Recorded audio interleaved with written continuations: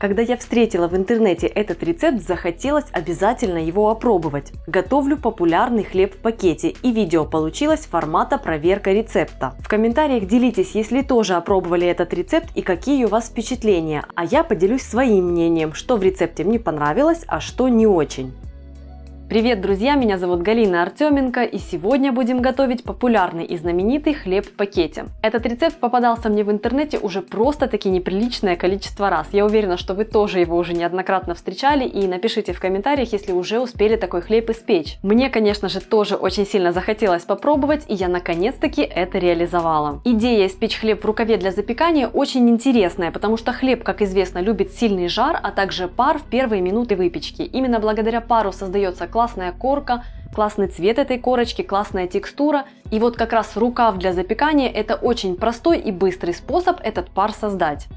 Список ингредиентов я оставила в описании под роликом. Свой хлеб в рукаве я решила сделать цельнозерновым, ради более насыщенного вкуса и аромата, ну и полезнее, конечно. В списке ингредиентов я дала раскладку также на белый хлеб и на хлеб из белой муки с добавлением отрубей.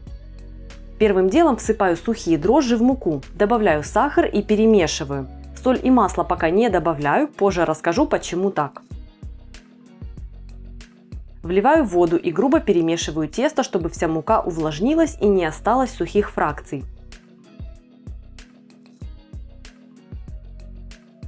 Накрываю тесто пленкой и оставляю на 25-30 минут для автолиза. Этот процесс позволит сделать так, чтобы тесто замесилось быстрее. Автолиз начинает процесс развития клейковины пассивно. Сейчас уже видно, что тесто стало более податливым по сравнению с тем, как было до автолиза.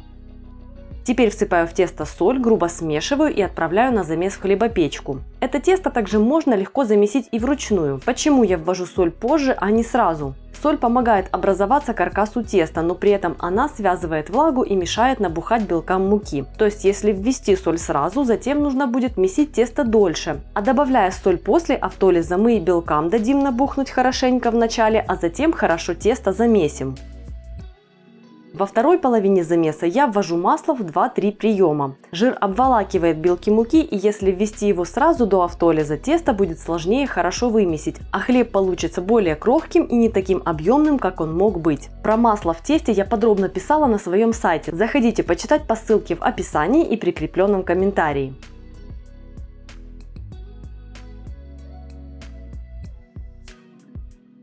Когда тесто вберет масло, станет нежным и гладким, оно готово. В моей хлебопечке замес занял 18 минут с того времени, как я отправила в нее тесто с солью, и до самого финала, включая введение масла. Подтягиваю тесто в шар, укладываю в миску, накрываю. Оставляю для брожения на 60-80 минут.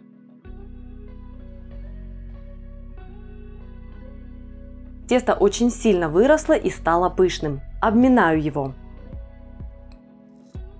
Делю тесто на две части, будет две буханки. Припыляю тесто мукой для удобства, раскатываю в пласты и сворачиваю рулетами. С двумя заготовками проще обращаться, чем с одной. Я пробовала. Загружать в пакет один длинный батон не так удобно, как два поменьше. К тому же хлеб в рукаве получается более объемным, чем обычные виды, благодаря пару. Так что с двумя заготовками и тут будет удобнее.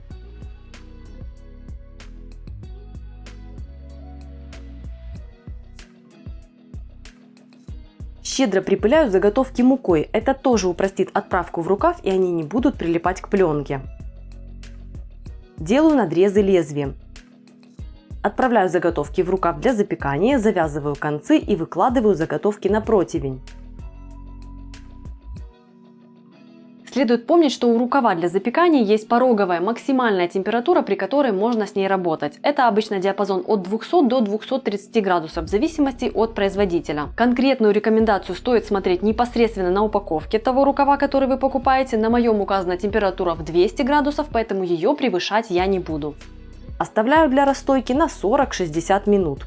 Заготовки хорошо вырастут. Сейчас разница хорошо видна. Делаю небольшие разрезы в пакетах, чтобы они не лопнули в духовке. Выпекаю хлеб в пакете при 200 градусах в течение 35-40 минут до румяности.